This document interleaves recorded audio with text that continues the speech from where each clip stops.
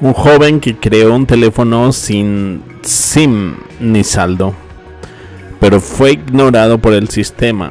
Simon Petrus, un joven inventor de Namibia, un joven estudiante de secundaria de Namibia, con apenas 18 años logró algo que muchos ingenieros calificados no han conseguido diseñar y construir. Un teléfono móvil que no requiere tarjeta SIM ni saldo para hacer llamadas. Su historia debería haber sido portada de medios internacionales celebrando como un pionero tecnológico africano, pero en cambio fue ignorado por el sistema. ¿Qué inventó exactamente Simon? Simon fabricó un teléfono funcional utilizando piezas recicladas, componentes viejos de radios, televisores, teléfonos fijos y otros dispositivos electrónicos. Lo extraordinario de su creación es que podría hacer llamadas sin tarjeta SIM, sin saldo y sin estar conectado a una red móvil convencional. ¿Cómo?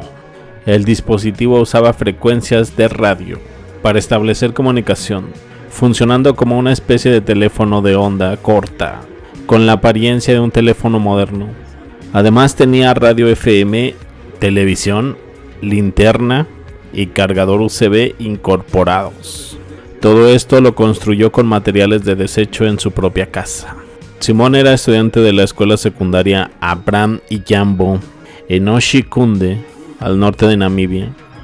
Su pasión por la electrónica comenzó desde niño desarmando radios y construyendo pequeños circuitos en el 2016. Participó en la Feria Nacional de Jóvenes Científicos de Namibia, donde ganó el primer lugar con su innovador teléfono. Pero ¿por qué fue ignorado? A pesar de su éxito en la feria y la cobertura en medios locales, no recibió el apoyo real del gobierno ni de instituciones tecnológicas internacionales. No se le ofrecieron becas, financiación ni mentoría. En lugar de ser integrado a programas de innovación o formación técnica avanzada, Simon simplemente desapareció del radar mediático. Este patrón no es raro. Muchos jóvenes inventores en África y otras regiones del mundo en desarrollo son ignorados por la falta de recursos, infraestructura o interés político, y sus ideas mueren sin desarrollarse. ¿Qué dice por ahí la historia? El talento no tiene fronteras, pero las oportunidades sí. La innovación real muchas veces viene de la necesidad, no de los laboratorios de élite. El sistema global de innovación y patentes no está diseñado para incluir a todos. ¿Dónde está hoy en día Simon? Poco se sabe de su paradero actual. Hay rumores de que enfrentó dificultades económicas y no pudo continuar sus estudios de ingeniería.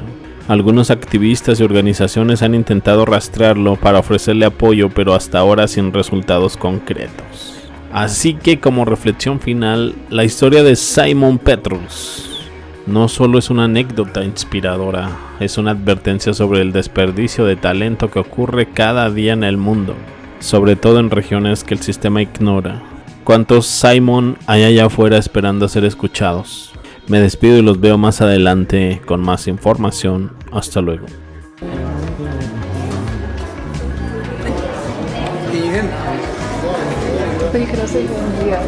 The phone is just made out of only just a SIM card and a phone system, a radio system. Once you connect all those together, they form a non-creatable phone, as you can see now here. In our village, there's no electricity, or as people in our village, sometimes they are like they don't have money to buy credit, so I have made this to help them in a way, like to communicate to their family. El origen de los sistemas no tripulados en las guerras mundiales. Durante las dos grandes guerras del siglo XX, la humanidad fue testigo de avances tecnológicos sorprendentes que en muchos casos sorprendieron tanto a los soldados como a los civiles. En particular, la idea de vehículos no tripulados, hoy conocidos como drones, se gestó mucho antes de lo que muchos podrían imaginar. Si bien hoy es común pensar en los drones como herramientas modernas para la vigilancia, el espionaje y el entretenimiento, su origen se remonta a principios del siglo XX, incluso a finales del siglo XIX. En 1915, mientras el mundo se encontraba inmerso en la Primera Guerra Mundial, la idea de utilizar vehículos no tripulados ya estaba tomando forma, aunque aún no con la misma sofisticación de los dispositivos actuales. El pionero de estas ideas fue un inventor serbio-estadounidense, Nikola Tesla, quien en 1915 propuso la idea de una flota de vehículos de combate aéreo no tripulados. Sin embargo, Tesla no fue el único en explorar esta tecnología. Durante esa misma época, otros ingenieros y militares comenzaron a experimentar con aeronaves controladas de forma remota. Uno de los primeros experimentos en esta área fue el objetivo aéreo AT, creado en 1916 bajo la dirección del capitán Archibald Lowe, miembro de la Royal Flying Corps británica. Este dispositivo, un avión sin piloto, fue diseñado para servir como blanco para el entrenamiento de los pilotos de la época, pero la idea de utilizarlo en combate también estaba en la mente de los inventores. En 1918 se dio un paso significativo en la creación del Ekaterinburg, un prototipo de torpedo aéreo no tripulado que, si bien tuvo algunos fracasos iniciales, mostró el potencial de los vehículos aéreos controlados de forma remota. Su capacidad de alcanzar objetivos a distancias de hasta 121 kilómetros fue un adelanto que, sin embargo, no llegó a ser utilizado en combate, ya que la guerra terminó antes de que el proyecto pudiera completar. A medida que el mundo se adelantaba en la Segunda Guerra Mundial, los avances en tecnología de vehículos no tripulados se hicieron más evidentes. En los Estados Unidos, Reginald Daney, un ex piloto de la Primera Guerra Mundial y actor de Hollywood, fue responsable de la creación del radioplane, el primer dron producido en masa. Este dispositivo controlado a distancia fue utilizado como blanco aéreo en los entrenamientos de las Fuerzas Armadas en Estados Unidos, y su versión mejorada, el OQ-3, se convirtió en el dron objetivo más utilizado en los entrenamientos militares, con más de 9,000 unidades fabricadas. Los avances en tecnología de los drones también se vieron reflejados en el uso de vehículos terrestres no tripulados. Durante la Primera Guerra Mundial, los franceses desarrollaron el torpil terrestre Crocodile Schneider, un torpedo terrestre guiado por cables que tenía la misión de destruir las defensas alemanas. Aunque su desempeño fue limitado, la idea de vehículos de combate no tripulados ya estaba en marcha. En la Segunda Guerra Mundial, los alemanes crearon el Goliath, un vehículo terrestre controlado a distancia que transportaba explosivos para destruir tanques y otros objetivos. Estos dispositivos, aunque no tan avanzados como los drones actuales, fueron precursores de una tecnología que seguiría evolucionando. A lo largo de las décadas, la tecnología de los drones continuó desarrollándose. Desde la década de 1820 ya estaba creando sistemas no tripulados para diversos usos militares, y durante la Segunda Guerra Mundial se consolidó el concepto de los vehículos no tripulados como herramientas efectivas en el campo de batalla. A medida que avanzaban el siglo XX, los drones pasaron a ser simples herramientas de entrenamiento a convertirse en armas de precisión utilizadas en misiones de combate. Curiosamente, muchos de los avances en la tecnología de los drones ocurrieron en paralelo con inventos que hoy damos por sentados, como el asiento de bicicleta acolchonado 1892, la cremallera 1893, la bolsa de helado 1897. Mientras el mundo presenciaba estos avances cotidianos, la creación de torpedos guiados por cable en 1870 o el diseño de los primeros vehículos aéreos no tripulados mostraban el ingenio humano aplicado en la guerra, mucho antes de lo que muchos piensan. Los drones, tal como los conocemos hoy, son el resultado más de un siglo de evolución tecnológica. Aunque muchos piensan que los vehículos no tripulados son una creación moderna, su origen se remonta a principios del siglo XX, y algunos de los primeros avances en este campo fueron realizados durante las guerras mundiales. Desde los torpedos guiados por cable hasta los aviones de combate sin piloto, la historia de los drones es un testimonio del ingenio humano. Hoy en día los drones no solo son utilizados en el ámbito militar, sino en aplicaciones civiles, desde la fotografía aérea hasta la entrega de paquetes. Sin embargo, hay que reflexionar sobre los orígenes. Es evidente que han sido parte importante de la historia, la tecnología bélica, El desarrollo ha marcado un hito en la evolución de los sistemas no tripulados. Robots antiguos y autómatas del siglo XIX y XX. El hombre automático. En la intersección entre la ciencia y la fantasía y la imaginación humana, los robots y los autómatas han jugado un papel fascinante. Durante más de un siglo, inventores de todo el mundo han soñado con la creación de seres mecánicos que imiten las capacidades humanas. Exploraremos algunos de estos asombrosos logros, que van desde el legendario hombre automático de Louis Philippe Pirou hasta los primeros intentos de robots de vapor, como el Steam Man.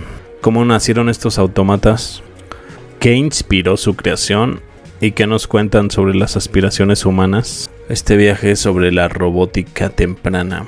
El robot automático de Louis Philippe Pirou, o Pirou, algo así. En 1981, en la pequeña ciudad de Tonawanda, Nueva York, Louis Pirou tuvo una visión. Durante años se dedicó con pasión a la creación de un hombre mecánico que no solo pudiera caminar, sino que tuviera la apariencia y los movimientos naturales como los del ser humano. Decía Louis, si los hombres pueden caminar, ¿por qué no podría una máquina hacerlo? Si lo logramos, la mecánica correcta, tal vez podamos darles vida, o algo que se parezca. Tras años de arduo trabajo, Pirou logró lo impensable, un autómata que no solo caminaba, sino que podía girar su cabeza, podía mover los ojos y, lo que impresiona, podía hablar. Un hombre automático, una maravilla de la ingeniería. La figura de metal y madera se levanta y empieza a caminar. La multitud asombrada. Sus ojos azules giran mientras su cabeza se mueve lentamente como si estuviera observando al público. Con una altura de unos 7 pies, que son como 2.13 metros, y una apariencia asombrosamente humana, el hombre automático de Pirou caminaba con una gracia casi perfecta y sus movimientos eran tan naturales que algunos espectadores llegaron a dudar si realmente era solo una máquina. ¿Cómo es posible? Es como si estuviera vivo. ¿Podemos creer que esto es solo metal y madera? Pirou no solo construyó a este gigante mecánico, sino que tenía planes aún más grandiosos. La idea era caminar desde la costa atlántica hasta la pacífica, demostrando que su creación podía correr distancias largas como cualquier ser humano. Pero ¿podría realmente un hombre que nunca ha estado vivo caminar tan lejos? De hecho, creo que hay por ahí algunas patentes del invento. Un carro tirado por un robot de vapor de aspecto mecánico avanza por una calle. Mientras Pirou estaba perfeccionando su hombre automático, otros inventores también exploraban la idea de los robots, pero con un enfoque muy diferente. En 1868, Zadok Dederick, en Newark, Nueva Jersey, crea el primer hombre de vapor que, a diferencia de los autómatas de Pirou, estaba alimentado por energía de vapor. Este hombre de vapor, decía Dederick Zadok, puede tirar carretas por las calles de Newark. Puedo imaginar un ejército de estos, un futuro donde los hombres de vapor reemplazaran a los caballos. Dederick imaginaba que su creación podría revolucionar el transporte usando robots de vapor que reemplazaran a los caballos en la tirada de carruajes. La figura, aunque rudimentaria, era una maravilla tecnológica de su tiempo. A pesar de su éxito inicial, los problemas técnicos y la falta de financiamiento hicieron que la idea de Dederick se estancara. Curiosamente, en el mismo año 1868, en que Dederick presentaba a su hombre de vapor, la literatura de ciencia ficción también comenzaba a imaginar máquinas similares. La novela El hombre de vapor de las praderas presentaba un autómata de vapor que podía caminar y realizar tareas humanas, lo que reflejaba el mismo espíritu de innovación y asombro por el futuro que los inventores estaban tratando de materializar en la vida real.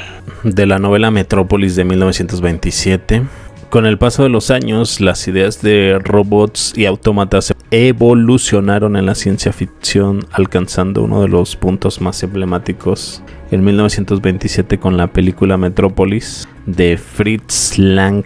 En este clásico del cine, el Maschinenmensch, el hombre máquina, se convierte en el primer robot icónico del cine, simbolizando la creciente tensión entre la humanidad y la maquinaria. Decía Fritz Lang, quería que Metrópolis fuera una advertencia sobre lo que podía suceder si permitimos que las máquinas se apoderen de nuestras vidas, pero también una celebración de lo que podríamos lograr si las usamos correctamente. El Machines Man de Metrópolis no solo era un avance tecnológico en la pantalla, sino que reflejaba una profunda fascinación por la posibilidad de empujar al ser humano a través de la máquina. Pero al igual que el hombre automático y el hombre de vapor, planteaba una cuestión filosófica. Si las máquinas pueden imitar al ser humano, ¿significa eso que pueden llegar a reemplazarlos o incluso superar sus capacidades? Hoy en día hay muchos avistamientos ovnis, objetos voladores no identificados. Pero ¿y si te dijera que estos avistamientos no son nuevos? ¿Y si todo comenzó durante la guerra civil en Estados Unidos?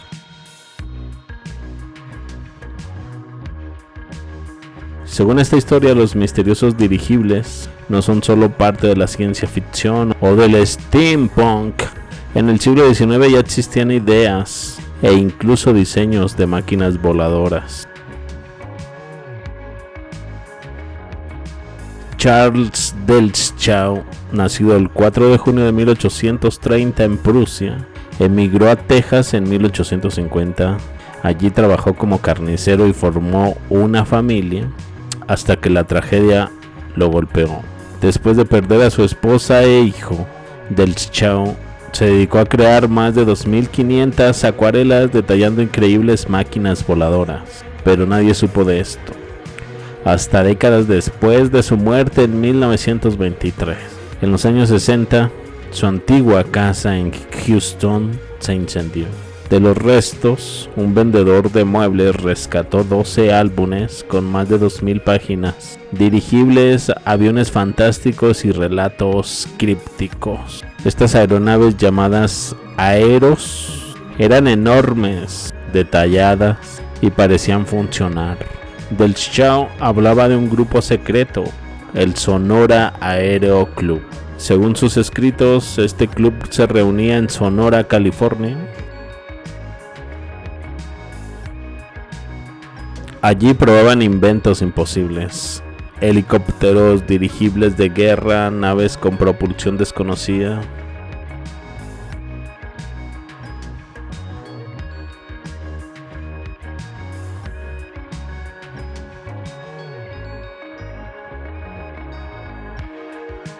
Entre 1896 y 1897, Estados Unidos vivió una ola de avistamientos de airships. Muchos creen que fueron pruebas secretas del Sonora Aero Club.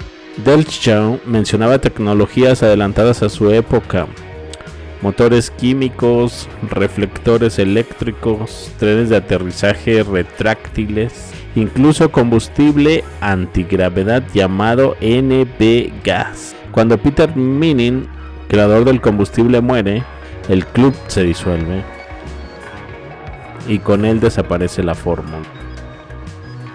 ¿Y si estos dirigibles fueron los verdaderos ovnis? ¿Y si esas bolas de luz actuales fueran herederas de la tecnología olvidada? Tal vez no se trataba de extraterrestres y de una ingeniería avanzada, desarrollada en secreto hace más de un siglo. Gracias por acompañarme en este viaje por la historia oculta. Si te gustó el video, ayúdame compartiendo, dejándome tu like y un comentario. Nos vemos en el próximo. Mente abierta, hasta luego.